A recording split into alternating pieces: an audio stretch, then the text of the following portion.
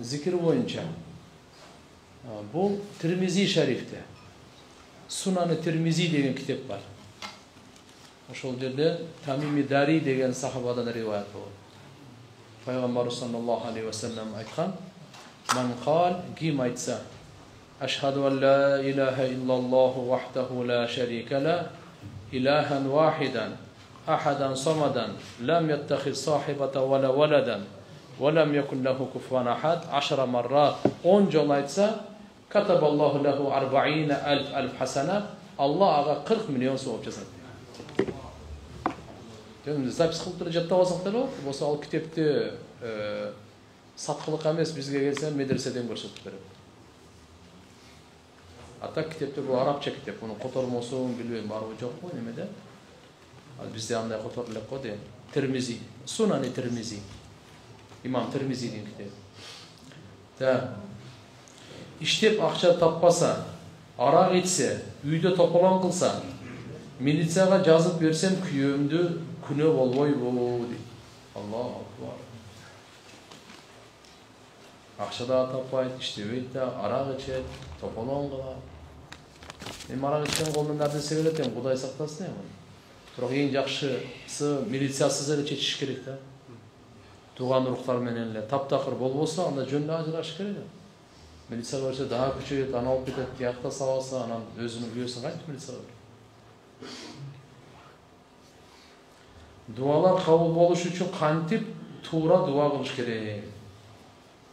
Дуалар кабыл болуш үчүн туугандар эң биринчи алкымды тазалоо керек.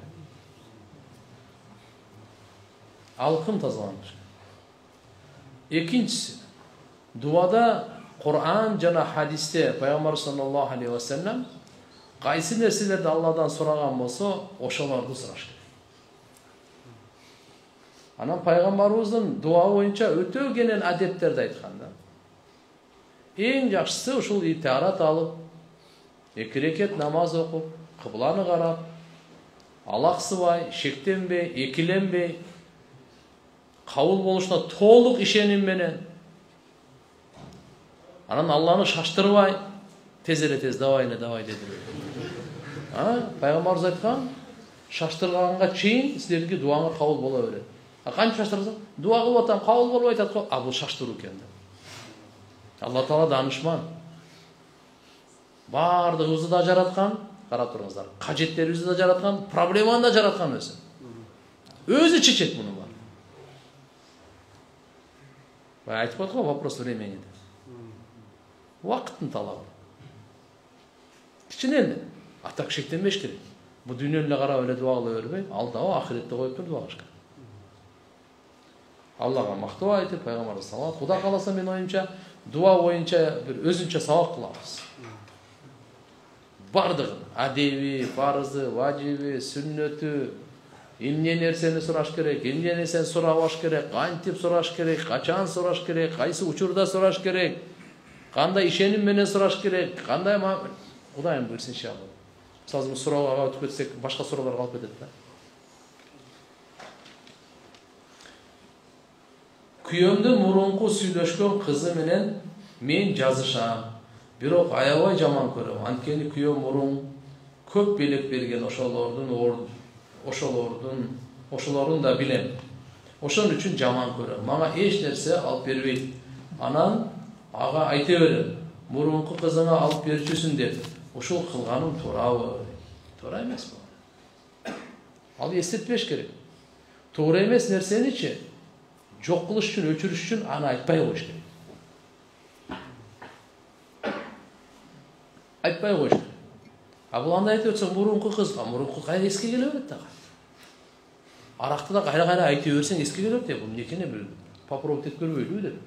Жок нерсе. Аты өчкүр айтпай жок кылыш керек.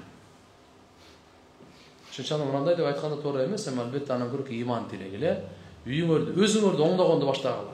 Зикир менен, дуа менен, намаз менен, таарат менен, сүннөт менен, Кур'ан менен үйдү чөйрөнү өзгөртүп баштагыла. Имандын сабагы менен таалимдерди алып үйрөнүп, эмне кандай кылып атат? Пейлибизди оңдойлу, ниетибизди оңдойлу. Саламатсызбы? Эгерде аял өзүнө талак сураса эмне болот? жөндөн талак сурасачы, бейиш арам болот. Бул жагын айтып коеюн. Булар болбогон жөндөн. Атак бизде хула деп коет бул. Хула. Кээде ушундай дагы болуп калат эми. Таптак реконун характерлери оң келбей неме болуп. Вот ошондой учурларда жараша албай же болсо балалуу болбой калат. Ар кандай бир себептүү да. Ошодо хула. Махырына ой кечтимде мага хула берсең, фасхы никах деп коет бизде. Нике бузулат дагы. Эгер алып берсе, талак берсе, талак берет. Жокса ажыратып коет. Бир туугандарынан бирөө карыз болуп калды, процентке акча берчи. Бир туугандарынан бирөө карыз болуп калды, процентке акча берчи. Процентке акча берчи эле. Эми жардам бергиле деп атат, колубуздан келишинче жардам бердик дагы. Төлөшкүлө деп атат. Эми мындай, процентке акча берүү арам. Алуу деле ошол. Эми мына жерде эми болуп калган болсо бир тууганыңыз да карызга сурап атат. Тооба кылсын биринчиден. Мындан кийин мындай ишти кылбаймын деп. Алланын алдында тооба кылып, убада кылып, мурункусуна кейип, анан жардам бергиле бир тууган. Кайра эми мындан кийин кол салбасын. Бирок бир тууганды таштабаш керек. Жардам бериш керек карызынан кутулганга. Зекеттиңерди берсеңер болот. Зекеттин бериле турган кимге берилет деп, ошо карызга баткандар бирөөсү. Ошолор. Менин чоң атам бар, анын баласы бар. Ал баласынын үйүнө барбайт. Укасынын үйүндө жүрөт.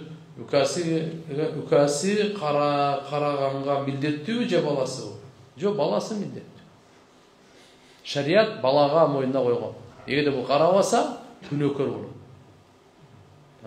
Албетте инисинин мойнунда андай эле, баласынын мойнунда андай милдет эмес, но эми агайыны болгондон кийин ага жардам берип анда караш керек. Менин үй жайым жок, бир туугандарым болгон, бир жерим бар эле. Ошону да алып алышты. Кыргызчылыкка жатабы, сотко берсем туура болобу деп. Өзүңүздүн мүлкүңүздү талашканга толук укуктуусуз. Эгер алар түшүнбөй атса, анда бергенге туура келет. Атамын жана акамын башына эстелик койсом болобу? Фамилиясын жазбай, паланчанын уулу деп жазыш керекпи? Кененирээк жооп берип койсоңуз сураныч. Эстелик орнотуп болбойт. Динибизде шарият. Пайгамбарыбыз Мухаммад алейхиссалам эң акылдуу, эң боорукер инсан тыюу салган. Эстелик койсо болду. Албетте ушунчалык аалымдарыбыз кичине уруксат берген, кичине мындай белги катагы, кичине таш болуп калса, ошол жерге аты жөнүн качан туулган, качан өлгөн жазып койсо, ушу канча уруксат. Ал да өзү кажети жок. Бирок болбой эле калган болсо ушу. Анан кийин адамды бар сүрөтүн, ошонун өзүнүн баягы чектелет го. Бул болбойт акса. Бул бутпарастардын жолу. Бутпарастардын жолу. Канча акча кетип атат.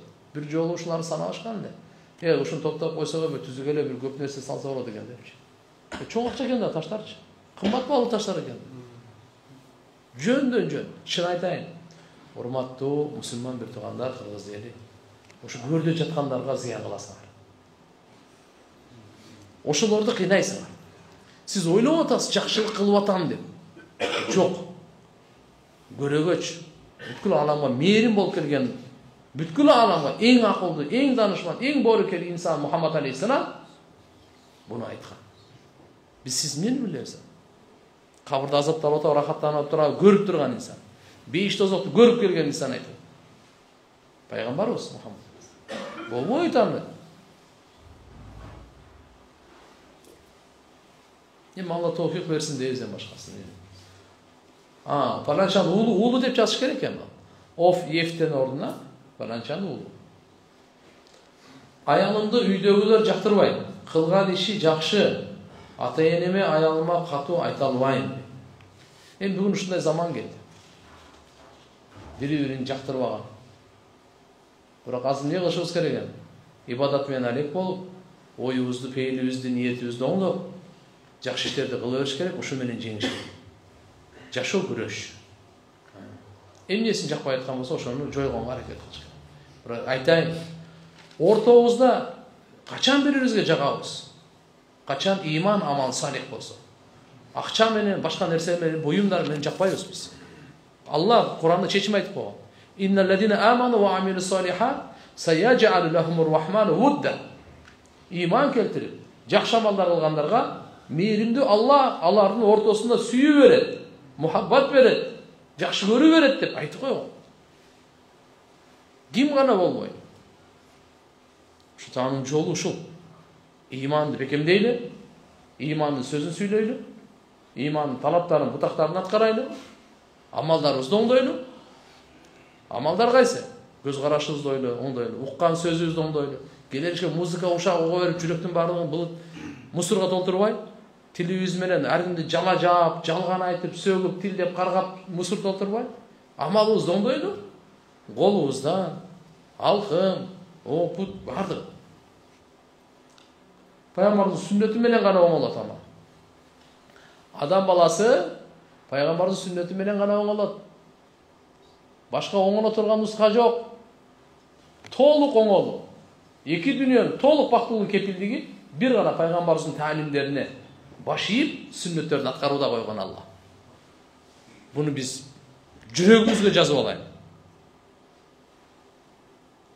Эң кереметтүү инсандын артынан эрчибей анан калпи оңолот. Ал өзү адамдарды оңдош үчүн келген. Алла адамдарды оңдош үчүн жиберип атса, канчадан кандай кылып оңдоп койду? Кандай караңгылыктан сахабаларды нурга чыгарып койду? Бүгүнкү күндү көрүп атпайсызбы? Адам жегиштерди оңдоп койду го. Адам жегиштерди. Азыр Кудайга шүгүр, адам жегиштер жок. Адамдын канын ичет. Кадимкидей жейт, кадимкидей ичет. Koydun жүрөгүн жегенде эле, койдун боорун жегенде эле, койдун кулагын жегенде эле, кымыз ичкенде эле канын ичишүү. Ошондойлорду адам кылып койгондон кийин бут парас, сөлөкөт парас, тияк бияктарды айтпай эле кой. Да келдик.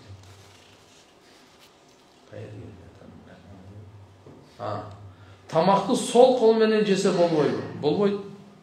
Пайгамбар саллаллаху алейхи ва саллям оң кол менен жейли. Кул биями. Кул биями. Же оң кол. Саммилла, Алла Таала бисмилла деп башта. Кул биями, биями деп оң кол менен же. Оң колу үзүрлүү болсо боло берет анда. Эми үзүр да ал. Оң колу жок. Оң колу шал. Оң колу азыр операция ооруп калды. Кээ бир сологойлор бар, сол кол менен көнүп алгандарчы. Оң кол менен эме кыла албайт. Бирок кармашса, ачса, эшти жапса, турникет тартынса оң кол иштеп атпайбы жакшы эле. Учурашса сол кол менен, оң кол менен эле берип атпайбы. Тамакка келгенде эле оң кол иштебей калат. Андайларга болбойт. Сол кол менен жегенге пайгамбарыбыз айткан, бул шайтан жейт. Мындай жеп болбойт. Шайтан. Bir жолу bir сахаба эмес, мунафык болуш керек. Сол кол менен жеп атат. Пайгамбар саллаллаху алейхи ва саллям айткан, оң колум менен жебейсиң. Оң колум жетпейт деп койду да. Текеберленип. Оң колум оозума жетпейт дейт. Сол кол жетет экен, оң колу оозума жетпейт дейт. Мейли де жетпесе, ошого эле жетпей калган. Жөн андай неме кыла бербеш керек. Аялга махр бериш шартпы? Шарт. Махр карыз болот. Эгерде бербей калса, эгерде өлүп калса, анын мурасынан бөлүнүп берилет. Карыз катары. Махр карыз болот. Жана аял кайната, кайненелерге кызмат кылган, жана аял кайната, кайненелерге кызмат кылганга должен бе дейт. Ачуланып калган го дейт. Махр берген шартпы? Должен бе деп.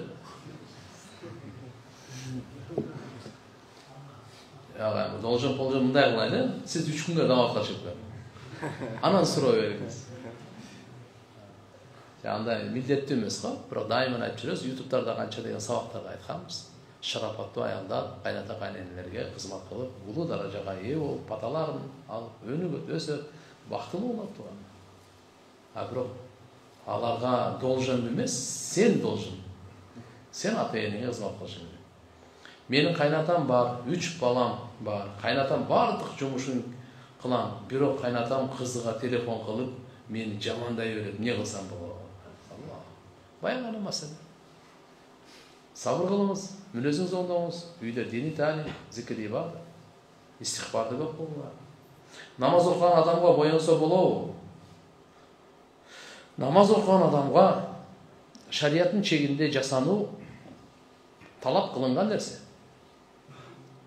Жуунуп, тазаланып, мисвак, атыр, сакалы чачы болсо, ага май сүйкөп, тырмактарын алып, булар алхамдулилlah шариятыбызда бар нерсе. Тажаммул бул бар нерсе. Бирок анда боюнуу, көзүн да кашын, алар аялдарга өзгөчө, күйөөлөрү үчүн макул. Башка намахрамдарга болбойт. Арам болот. Азыр жолу салынган кыздар аябай боюнуп жатышат. Каштарын чийдирип, ичке кылып, ооздоруна помада сүйкөп, суп-сулуу болуп көчөгө чыгышууда. Көз карашыңыз. Көз карашым менен арам. Эгиз төрөгөн аял умай эне катарында болобу? Эгиз төрөгөн көп коем азыр. 2 эмес 3-төн 4-төн да төрөп атышпайбы? Эгиз төрөгөн адам 2 наристенин энеси болот. Ошол да. Умай эне деп, машалла, бизде мындай аябай таква,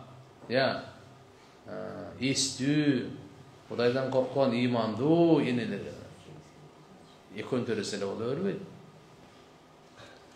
Намаз окуганды билем, бирок ата-энем жол салганга уруксат бербей жатат. Жолуксуз намаз окуй берсем болобу? Намаз окуганда эле жабык кийинип. Өзү аялдарга жолуксуз намаз окуса болбойт. Өтпөйт намаз. Өтпөйт намаз. Жол салыныш керек. Аларды кошондо.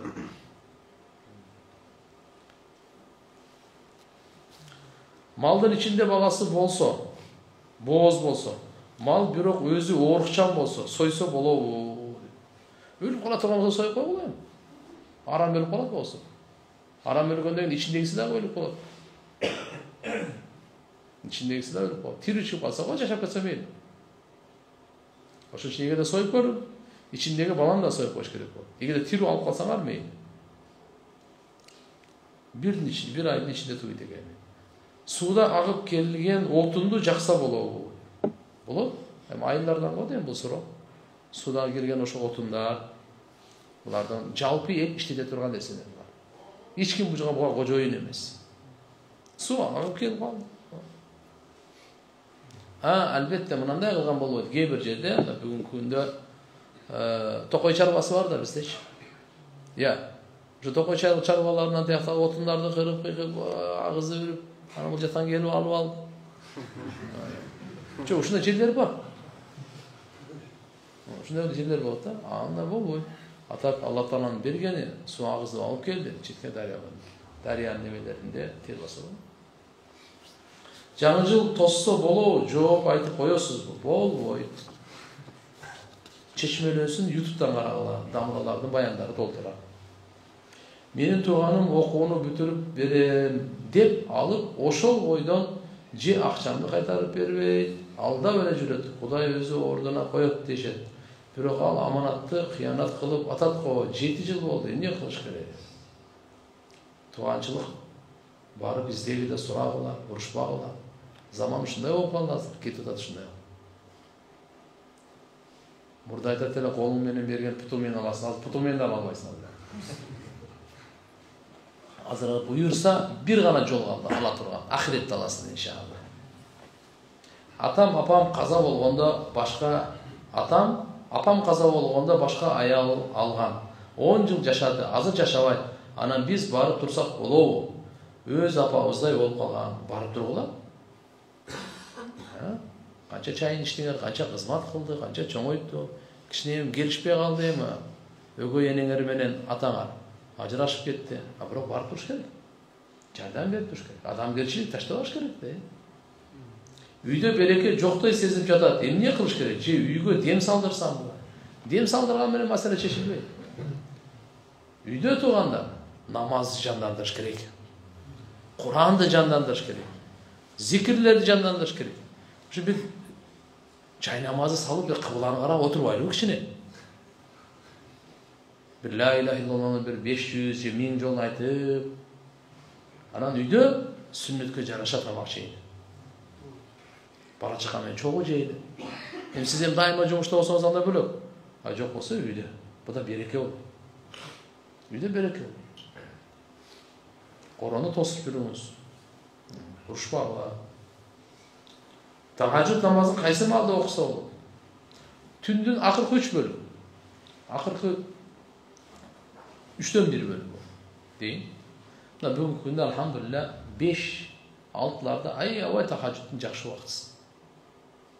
6:30 чейин окусаңыз болот. Тоюттан, чөптөн зекет берилеби? Зекет эмес, бизде үшүр деп айтат. Үшүр бер. Чөптөн дагы, тоюттан дагы, арпа, будай эмне эккен болсоңуз, алардан 10'dan 1. Үшүр деген 10'dan 1. 10 килограммдан 1 килограмм. Эгерде сиз ата-аны суга акча төлөсөңүз, буруп келип тияк кыздын кызматыңыз кеткен болсо, анда 20'dan 1. 20 пресс алдыңызбы? Сугарып тияк кылдыңыз да. Ошо 1 прести үшүргө бересиз. Bir beşer kemballarga berişiniz gerek. Şeriatın talabı. Biz жакшылыкты каалабайбыз, шарият бизге жакшылык каалайт. Соопты каалабасаңар да сооп алып берейин дейт да. Эгерде мындай тоголордо чөп барбы? Жамгырдын чөп, жамгырдын суусу менен эле будайлар жана башка. Ал жерде 10'dan 1 берет. Assalamu alaikum. Аябай эле ачуулуу болуп, балдарыма катуу тийип алып жатамын. Дем салдырышым керекпи? Бүгүн ушу бардыгына дем салдырып, алхамдулилlah бул демдин да күчү бар. Бирок сиз өзүңүз бир дем салбайсызбы? Эң жакшы дем өзүңүзгө салган дем. Андан күчтүү дем жок өзү. Эми анткени сиз өзүңүз күйгөндөй бирөө күйбөйт да сизге андай. Çünkü siz özünüzü, her biriniz özünüzü dem salıp жүрүшүңүз керек. Пайгамбарыбыз өзүнө dem салат эле. Пайгамбарыбыз өзүнө dem салат эле. Жатаарда, эртең менен, кечинде. Ачууланганга бул зыяндан башка эчтеке алып келбейт. Маселе чечилбейт. Чечилсем туура чечилбейт. Ачуу келгенде шайтан келет да. Акыл кетет. Кызың калыңын төлөбөй койсо эмне болот? Кыздын калыңын төлөбөй койсо эмне болот? Күнөөкөр болот. Атам бизге чоң суммада акча коюп, Куран жаттатып жатат. Буга оюңуз кандай айта кетиңизчи? Өтө жакшы. Бүгүн карасаңыз, англис тили үйрөтөм, да бир нерсе үйрөтөм бардык акчаны. Куранга келгенде ошо молдого же болсо имамга кичине тыйын бергим да келбейт. Болбойт эми. Наоборот, алхамдулилlah, эң жакшы сиздин кайрымдуулугуңуз ошо имамдарга кылган кайрымдуулугуңуз болуп эсептелет. Диндин кызматын кылып атышат. Жөнөкөй эле эмес, ошого сиз соогуна шериктеш болосуз. Кайсы имам болбойсун, кайсы алым, кайсы кары болбосун. Дин кызматында жардамдаш керек. Соопко шериксиз, канча динди таркатат, ошого шерик болосуз. Тим более сиз өзүңүздүн балаңызды окутуп атсаңыз, мүмкүн колуңуздан келишинче, бул да жакшы машалла, атам бизге дейт, чоң суммада акча коюп, Куран жаттатып жата, буга коймосун. Өтө жакшы. Мотивация да берсин, жаттасын. Имамдын устазына көңүлүн алып, карап, жакшы сабак берсин. Ахиретиңиз бу жерде. Маселе ахиреттикинде. Дүйнөнүкүндө деле. Куран жаттаганга келген убакыт бул жерде кеттиби? Эгер ошол убакытты базарда, көчөдө, башка жерде өткөрсө, эмне болот эми? Күнөө бул только сооп, рахмат. Мага бирөө акча берген эле, бирөөгө берип кой деп. Бирок аны уурдатып койгон. Мен карыз боломунбу? Карыз болосуз. Эгерде аманат болсо, карыз болбойт элеңиз. Мындай да маселе. Мен бул кишиге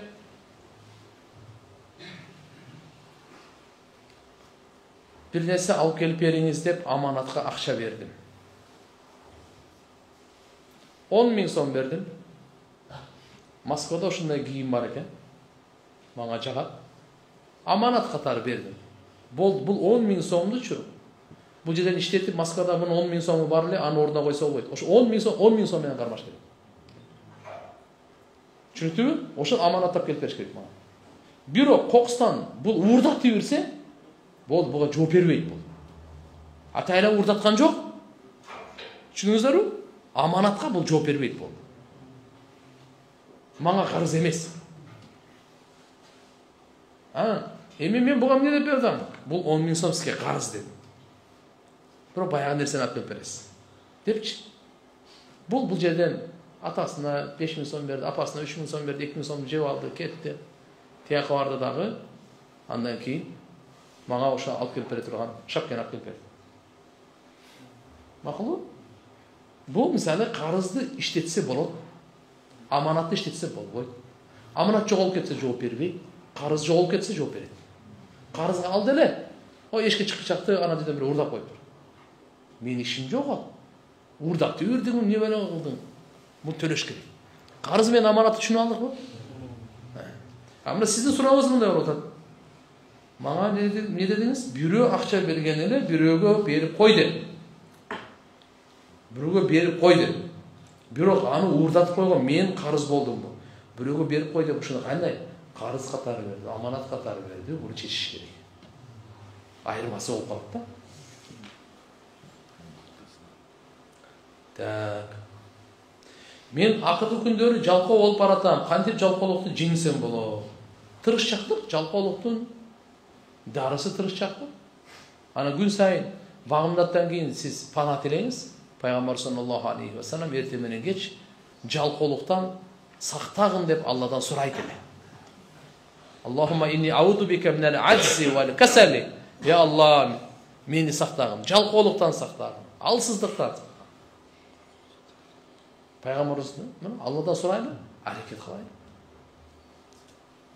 Мен элем адамдарга жакшы эле мамиле кылат. Бирок кайра эниме адамдар жаман сөздөрдү айтышат.